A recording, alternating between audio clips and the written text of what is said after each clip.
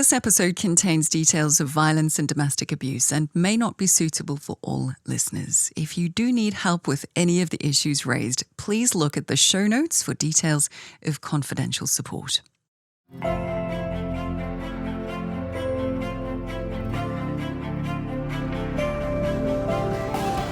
You're listening to This Is My Story. I'm Ruth O'Reilly-Smith. This show is all about sharing stories of how God's amazing love has changed lives forever.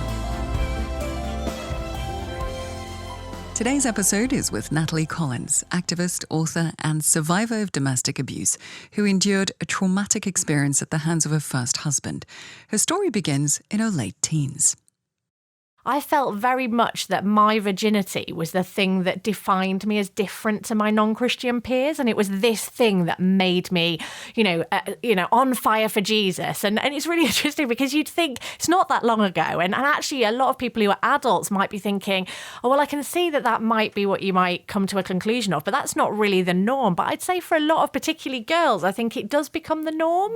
And so when at 17, I met a boy, that it's not an unusual story, and he was beautiful, and I met him through a friend, and she said he'd recently become a Christian, and he ticks the box, that's it. And then I said to him, I don't believe in sex before marriage, I'm a Christian and Jesus loves you. It was immediately my approach. And I thought that's all I need to do, the end. There we go, 100% off Christian teaching, I'm living it out. As Natalie would soon find out, the conversations with her boyfriend about respecting her virginity would fall on deaf ears. Within 12 days, he'd manipulated and coerced me into having sex with him. At the time, I felt really terrible, and now I look back and know that was because he was sexually abusing me. But at the time, I presumed the reason that I felt bad was because I was betraying Jesus. And the only way, at 17, 12 days into a relationship, the only way that I can solve this is by being with him forever. I'll just have to marry him. As time went on, things seemed to escalate as Natalie's boyfriend began to exert control over her. He was deliberately using sex as a way to control me. And so within 6 months, I'm pregnant. By the time I was 18 and a half, I was married to him. And then I was in that situation for 4 years. I was with him for 4 years. He was very, very damaging to me. He controlled me. He made me think that I was worthless, that I was stupid, ugly, fat, that everything he did wrong, that was my fault, that if I just loved him enough, if I just forgave him enough, then God would save her and it would all be wonderful. Despite the hidden nature of domestic abuse, there were a number of public signs that Natalie's now husband was abusive. He had been convicted of offences against teenage girls by the time he was 19. We were both the same age. And so people did know there was something wrong, but actually people didn't see necessarily that he was abusive to me or didn't see me as a victim. They saw the girls that he'd abused as being victims. And I felt I had to stay with him even after he was convicted because I thought, well, maybe God can now save him and I can forgive him and it'll all be okay. In fact, even through this ordeal, Natalie struggled to come to terms with describing herself as a victim of abuse. I just thought, it's a difficult relationship and he had all these problems and it was just he was struggling and maybe if I didn't wind him up. But in the end, when I was 21 and I was 6 months pregnant with my son, he assaulted me and my son was born 3 months premature. And it was through that situation that I was able to escape because we ended up living in a hospital about an hour from our hometown with my 2.5-year-old daughter and my premature baby. And it was literally that physical separation. It wasn't that I became some sort of strong woman who could make better decisions. It wasn't anything like that. It was just, I can't physically be in the same town as him. This would be a crucial moment, allowing Natalie the opportunity to think through her situation and eventually contact the authorities. It took about a month of my son being in hospital for me to make a decision to report him to the police. And at that point, obviously, there were various people who became aware that there was a problem. everything was stripped away. I was living in a hospital with a 2.5-year-old with this baby that kept on nearly dying. He was £2.6 when he was born. He went down to less than a kilogram at his smallest, and he was really, really poorly we were in hospital for 5 months in total. And I moved out of the house that I'd shared with my then husband. I moved all my stuff into my parents' garage. And so I'd lost everything. I didn't have a home. I didn't have any assurance that my child was going to live. I had a 2.5-year-old who was clearly very traumatized. And I was going through a court case. In the middle of this incredibly challenging time, God showed up in Natalie's life in a way that she could never have expected. In that place when I lost everything, the living God, who I'd heard about my whole life and had this kind of belief in and understanding of, but actually I heard this God start to speak to me, and God said to me, in the first instance, God said, you need to stop praying for your son to live, and you need to pray for my will to be done, and I need to know that you love me the same this week if he's alive as next week if he's not.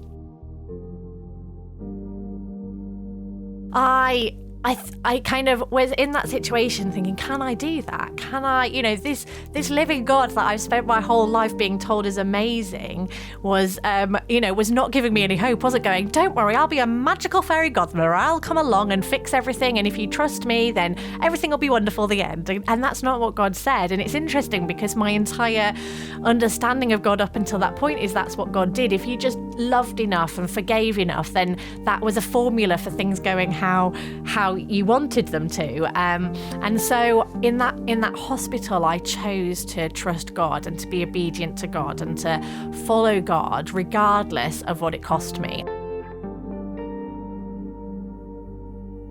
My son is now 13 and praise God he did survive. And my daughter's 16 and both of them are amazing.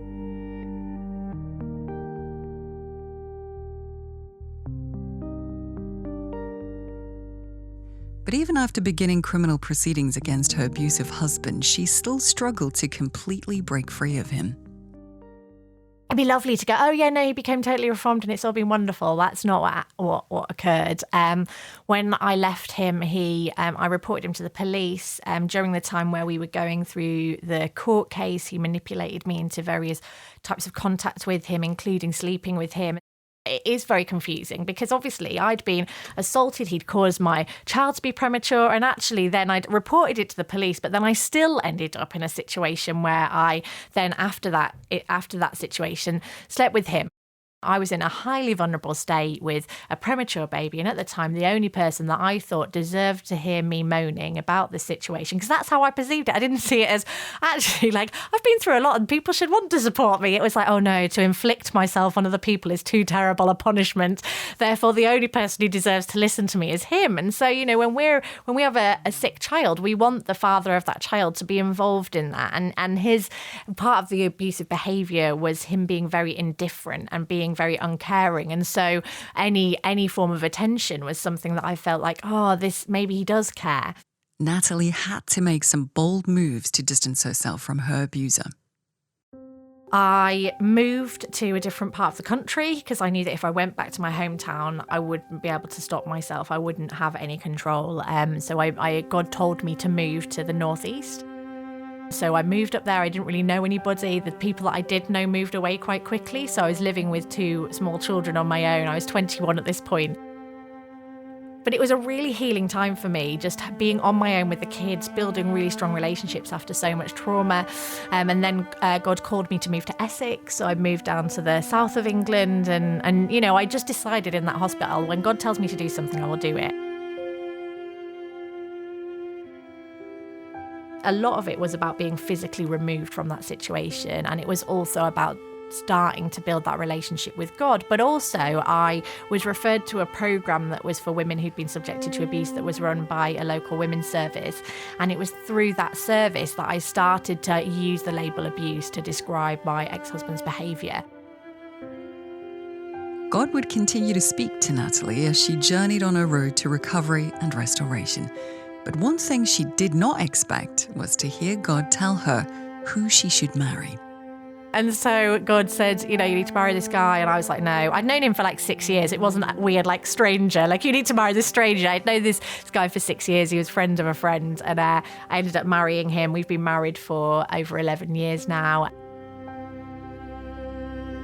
His name is Andrew.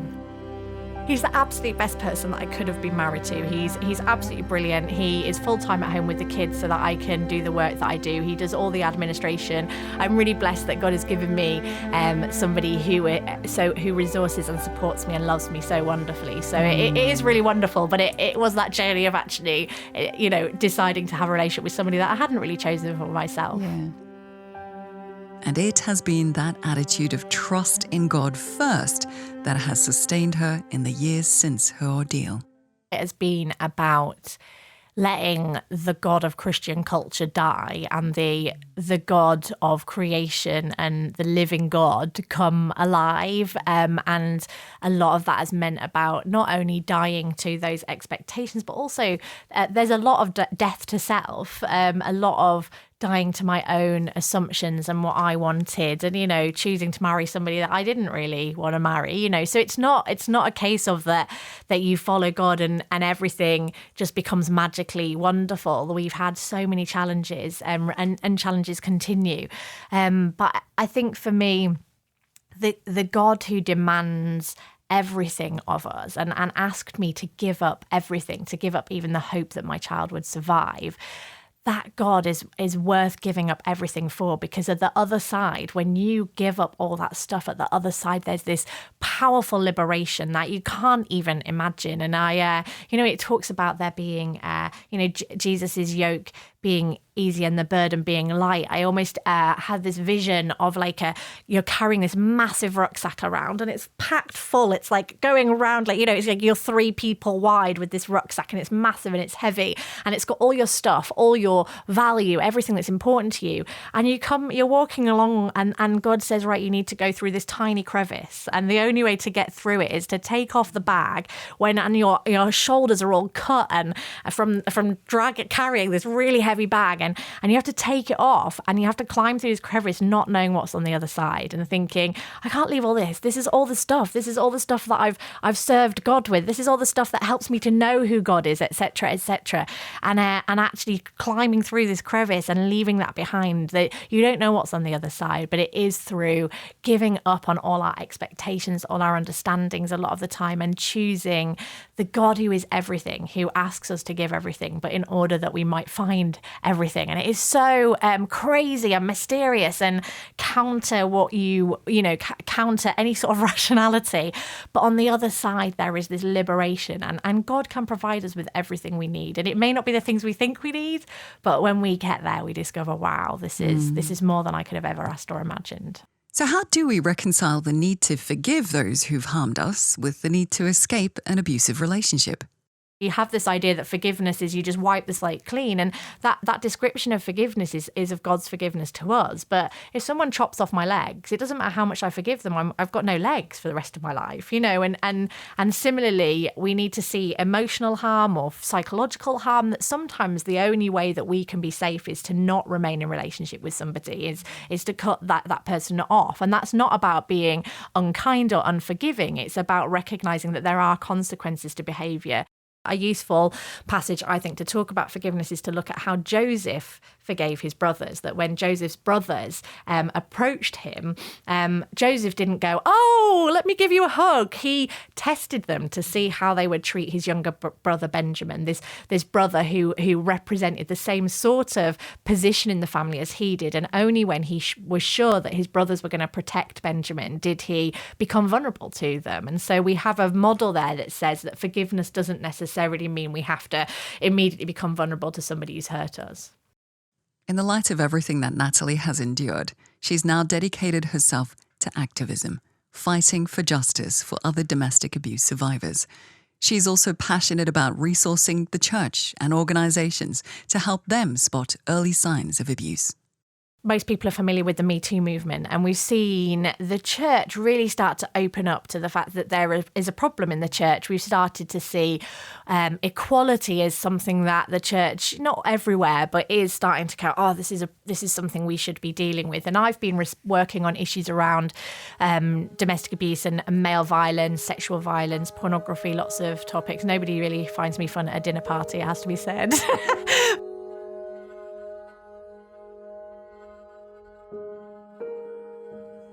Natalie's work now is to shed some light on the experience of domestic abuse survivors, addressing misconceptions that many people have. Inevitably, the question comes, why don't these women just leave?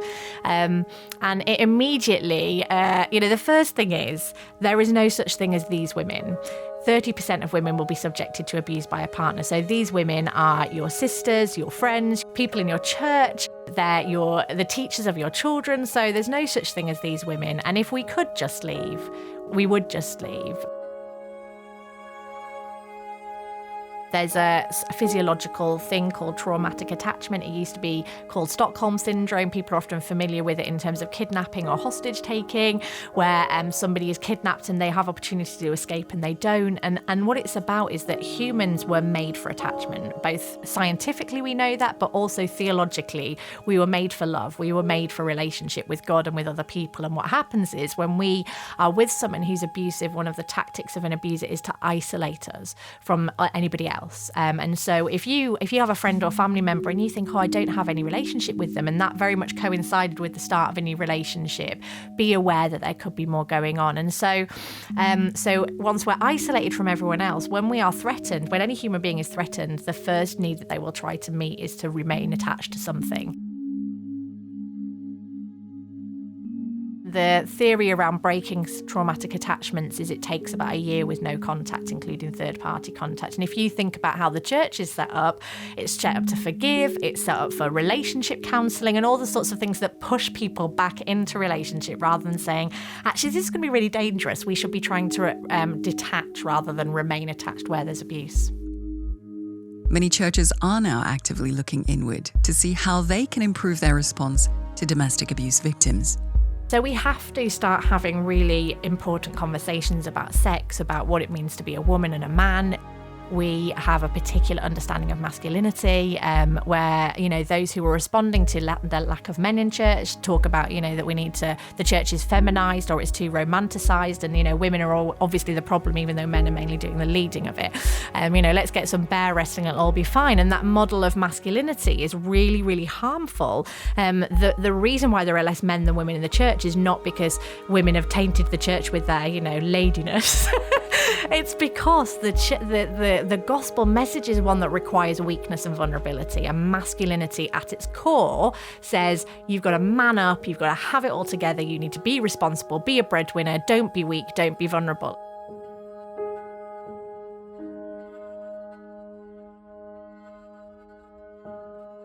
If somebody's listening to this and hearing things that I said about isolation or about being devalued or being controlled or things like being exhausted by a partner or there may be physical violence, there may be sexual violence, there may not be, and they're listening to this and thinking, actually my current partner, my current husband or boyfriend or girlfriend or whatever it is behaving in ways that actually sounds like that. The first thing to do is, it's really scary to use the word abuse, to label this thing abuse. But until we are willing to recognise that's what's going on, it's very difficult to access any help. So it may take months, it might take weeks or days just to get to the point of saying, actually, this has that label abuse, because the label is so scary. But actually, the truth will set us free. And when we start to acknowledge it, denial is one of the biggest strategies we use when we've got an abusive partner.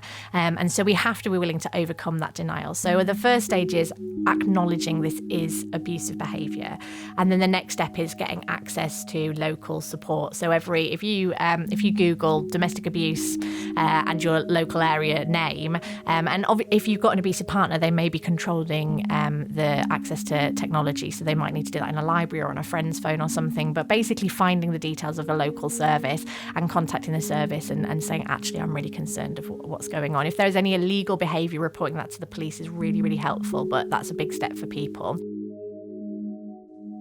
What if you suspect you may yourself be an abuser? One of the first things that you need to do is recognise that what you're doing is a choice. It's not something you don't have control over. It's something which is done to control. And so recognising it's a choice is, nobody makes you do anything abusive. You choose to do those things. The second thing is that when somebody's abusive, they think that their partner is incapable of making good decisions. They think that their partner is irrational. So the second thing to do is to realise, actually, my partner is a competent human being. And the third thing to do is, again, it's about recognition. This is abusive, and accessing help.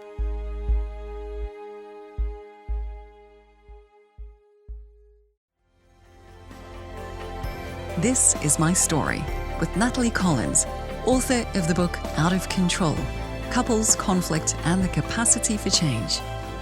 If you need help with any of the issues raised in this episode, please look at the show notes for details of confidential support.